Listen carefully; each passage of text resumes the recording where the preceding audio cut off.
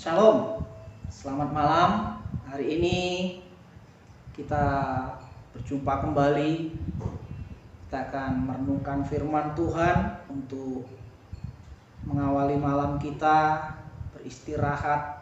Biarlah firman Tuhan senantiasa mewarnai pikiran dan hati kita, dan damai sejahtera Allah yang melampaui segala akal akan dicurahkan bagi anak-anaknya. Namun sebelumnya mari kita berdoa. Bapa yang baik, Bapa yang kami kenal dalam nama Tuhan Yesus Kristus, malam hari ini Tuhan kami mau beristirahat. Namun sebelumnya biarlah firman-Mu sungguh-sungguh Tuhan menggoresi hati dan pikiran kami semua. Kiranya Tuhan jemaat GSKI Taman Sari malam hari ini diberkati oleh firman Allah dan terus menjadikan firman ini bekal Tuhan untuk memperbaharui setiap pikiran dan hati kami masing-masing. Dalam nama Tuhan Yesus Kristus kami siap untuk mendengar firman Tuhan. Bapak Ibu Saudara yang dikasihi oleh Tuhan Yesus Kristus, hari ini kita akan merenungkan firman Tuhan yang ada di dalam Lukas pasal yang kelima, ayat yang ke-12 sampai yang ke-16. Saya akan bacakan untuk kita semua. Demikianlah firman Tuhan. Pada satu kali Yesus berada dalam sebuah kota. Di situ ada seorang yang penuh kusta. Ketika ia melihat Yesus, tersungkurlah ia dan memohon, "Tuhan, jika Tuhan mau, Tuhan dapat mentahirkan aku." Lalu Yesus mengulurkan tangannya, menjamah orang itu dan berkata, "Aku mau, jadilah engkau tahir." Seketika itu juga lenyaplah penyakit kustanya. Yesus melarang orang itu memberitahukannya kepada siapapun juga dan berkata, "Pergilah, perlihatkanlah dirimu kepada imam dan persembahkanlah untuk pentahiranmu persembahan seperti yang diperintahkan Musa sebagai bukti bagi mereka." Tetapi kabar tentang Yesus makin jauh tersiar, dan datanglah orang banyak berbondong-bondong kepadanya untuk mendengar dia dan untuk disembuhkan dari penyakit mereka. Akan tetapi ia mengundurkan diri ke tempat-tempat yang sunyi dan berdoa. Amin. Berbahagialah orang yang mendengar dan melakukan firman Tuhan. Bapak Ibu Saudara yang dikasihi oleh Tuhan Yesus Kristus, malam hari ini ada sebuah cerita yang ditulis oleh Injil Lukas, di mana ada seorang yang berpenyakit kusta. Orang yang berpenyakit kusta ini datang kepada Yesus dan tersungkur. Lalu ia memohon, "Tuhan, jika Tuhan mau, Tuhan dapat mentahirkan aku." Bapak Ibu Saudara yang dikasihi oleh Tuhan Yesus Kristus, mungkin kalau kita sekilas membaca ayat ini kesannya akan biasa saja. Padahal orang kusta ini memiliki sebuah kerinduan. Tetapi dalam kalimat yang dia ucapkan, kalau kita cermati, "Tuhan, jika Tuhan mau, Tuhan dapat mentahirkan aku."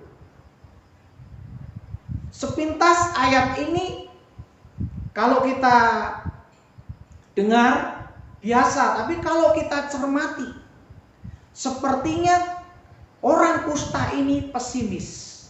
Dia minta tolong, tetapi seolah-olah orang yang diminta tolong itu belum tentu mau. "Tuhan," ya, di kalimat ayat yang ke-12, "Tuhan, jika Tuhan mau, Tuhan dapat mentahirkan saya." Bapak Ibu Saudara yang dikasihi oleh Tuhan Yesus Kristus, mungkin dia pesimis atau mungkin merasa dirinya tidak layak untuk menerima kesembuhan itu, sehingga dikatakan kalau Tuhan mau. Nah, dunia di sekitar kita, Bapak Ibu, itu tergambar dari apa yang dilakukan oleh si kusta ini. Banyak orang-orang di sekitar kita juga tawar hati. Ya, tawar hati. Seolah-olah keadaan, demikian juga orang, baik orang dekat, saudara, tetangga, atau siapapun itu, ketika mereka mendapatkan kesulitan dan mereka menganggap ataupun pesimis seperti orang-orang kusta ini. Kalau Tuhan mau, Tuhan dapat mentahirkan saya. Nah, disinilah peran orang-orang Kristen atau anak-anak Tuhan, khususnya Jemaat GSKI Taman Sari. Mari mulai munculkan kasih Allah itu, sehingga orang benar-benar yakin, orang benar-benar melihat kasih Kristus yang ada di dalam diri kita. Mungkin perlakuan-perlakuan orang kusta ini yang didapat dari ahli Taurat, orang-orang Farisi atau bahkan para imam, bahwa orang kusta itu tidak boleh masuk ke bait Allah, orang kusta itu tidak boleh bersentuhan dengan orang-orang yang tahir, sehingga mungkin dia pesimis dengan keadaannya, tidak ada pertolongan, atau mungkin dia merasa tidak layak. Nah, hari ini juga ada banyak gambaran seperti orang kusta ini yang ada di sekeliling kita. Mereka juga pesimis menghadapi hidup di tengah-tengah kesulitan ini. Nah, seharusnya kita orang-orang Kristen, anak-anak Tuhan, bisa memberikan jawab, bisa memberikan solusi. Kalau kita punya harta, mungkin dengan harta kita bisa memberikan atau berbagi kasih. Kalau kita memiliki keyakinan, kasih, mungkin dengan ucapan kita, dengan uluran tangan kita, sekalipun kita nggak punya harta, perhatian kita, orang bisa mendapatkan jawab atas kesulitannya. Nah, Bapak Ibu Saudara yang dikasihi oleh Tuhan Yesus Kristus, namun banyak anak-anak Tuhan, orang-orang Kristen tidak seperti Yesus. Ya, seolah kita tidak peduli dengan persoalan orang lain, kita tidak peduli dengan persoalan-persoalan yang ada di sekitar kita. Dan orang juga berpikir, ya kalau mau orang Kristen itu menolong saya, ya kalau mau saudara itu mau menolong saya. Saudara, ada sebersih harapan orang kusta ini mendapatkan jawaban daripada Yesus. Ketika Tuhan Yesus mendapatkan pernyataan kalau Tuhan mau, jika Tuhan mau, Tuhan dapat mentahirkan saya. Yesus memberikan respon. Tidak seperti pada umumnya orang-orang Yahudi pada saat itu. Karena orang Yahudi berpendapat orang yang sakit kusta adalah orang yang tidak tahir, orang yang tidak bisa bersentuhan dengan mereka, orang yang tidak boleh disentuh ataupun bergaul dengan mereka. Mereka harus di luar tembok Yerusalem.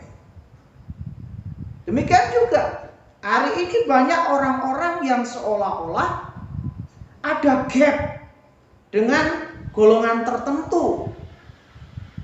Nah, seharusnya kita mewujudkan kasih Kristus seperti Yesus memberikan jawab kepada orang kusta itu. Aku mau, jadilah engkau tahir. Bapak Ibu Saudara yang dikasihi oleh Tuhan Yesus Kristus, iman kita harus ada tindakan. Sehingga orang dapat melihat dari tindakan kita itu adalah wujud iman kita. Percaya kepada Yesus, hidup seperti Yesus hidup. Yesus menjawab kepada orang kusta itu, "Aku mau, jadilah engkau tahir." Memang secara teori Bapak Ibu hal ini mudah untuk kita bicarakan atau untuk kita percakapkan.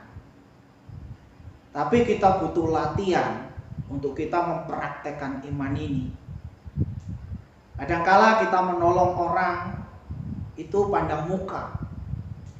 Atau kalau menolong orang kita ada motivasi yang lain.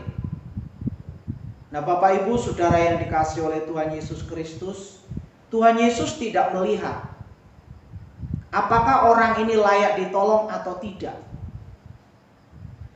Tapi Tuhan Yesus memberikan sebuah pengharapan, jawaban bahkan atas persoalan orang kusta itu. Tidak seperti pemuka agama yang ada pada waktu itu, yang pintar berteori, yang pintar berkata-kata yang indah, berkata-kata dengan untaian kalimat yang mengagumkan. Tapi tidak ada suatu kuasa kasih yang mereka dapat impartasikan kepada orang di sekelilingnya. Makanya dalam sebuah percakapan Tuhan Yesus pernah menyindir orang-orang Farisi, para alim ulama agama Yahudi. Engkau seperti kubur yang dilabur putih. Dari luar tampak bagus, indah, tapi di dalamnya hanya tulang belulang yang tidak ada manfaatnya. Ya, jangan sampai kita menjadi orang Kristen seperti itu. Kita menjadi orang Kristen yang tampaknya dari luar sopan, santun, tetapi kita sebenarnya hanya memakai topeng. Nah, Bapak Ibu, ketika orang kusta ini datang kepada Yesus mendapatkan jawaban atas pergumulannya. Dan Yesus tidak melihat bahwa ini orang yang tidak layak untuk disentuh. Ini orang yang tidak layak untuk dilayani. Tapi dengan sebuah kalimat, Yesus berkata, "Aku mau, jadilah engkau tahir." Dan saatnya Bapak Ibu, di hari-hari yang sulit ini, di hari-hari yang semakin mencekam, di mana bencana alam, longsor, ya, berapa hari ini kita dengar saudara kita yang ada di daerah Subang, ada beberapa yang meninggal dunia dan beberapa orang yang hilang. Demikian juga kita mendengar jatuhnya pesawat Sriwijaya. Bapak Ibu, mari semakin hari kita semakin berbuah. Biarlah kasih kita bisa dilihat oleh orang lain. Kasih kita bisa dinikmati oleh orang lain. Dan mari Bapak Ibu, sebelum kita istirahat malam hari ini, kita merenungkan kebenaran ini. Sudahkah kita menjadi jawab di lingkungan sekeliling kita, terutama keluarga dekat dulu?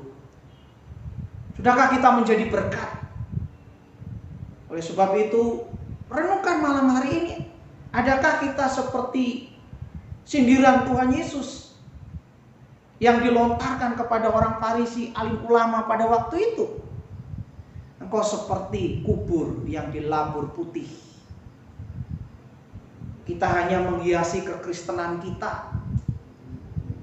Kita hanya menjadi orang Kristen yang hanya sekedar beragama, tapi tidak bisa dinikmati oleh keluarga dekat kita, oleh tetangga kita, atau bahkan lingkungan kita lebih luas lagi, bahkan untuk pekerjaan Tuhan. Mari Bapak Ibu, biarlah firman Tuhan yang singkat pada malam hari ini menjadi modal kita untuk terus memperbaiki diri. Mari kita berdoa. Bapa yang baik, malam hari ini kami mengucap syukur. Terima kasih buat firman-Mu, dan biarlah kebenaran firman-Mu Tuhan terus menuntun kami. Kalau sebentar malam hari ini kami mau beristirahat, biarlah kiranya Tuhan Kau melindungi setiap kami, kirimkan malaikat-Mu Tuhan berpagar sekeliling kami, dan menyerahkan jiwa tubuh roh kami dalam tangan-Mu. Dan esok pagi Tuhan, kami boleh bangun pagi dengan tubuh yang segar, jiwa yang terus Kau perbarui, roh yang terus menyala-nyala untuk melayani-Mu. Dalam nama Tuhan Yesus Kristus kami berdoa dan mengucap syukur. Amin. Terima kasih Bapak Ibu. Kiranya renungan malam hari ini sampai sekian. Selamat malam. Shalom.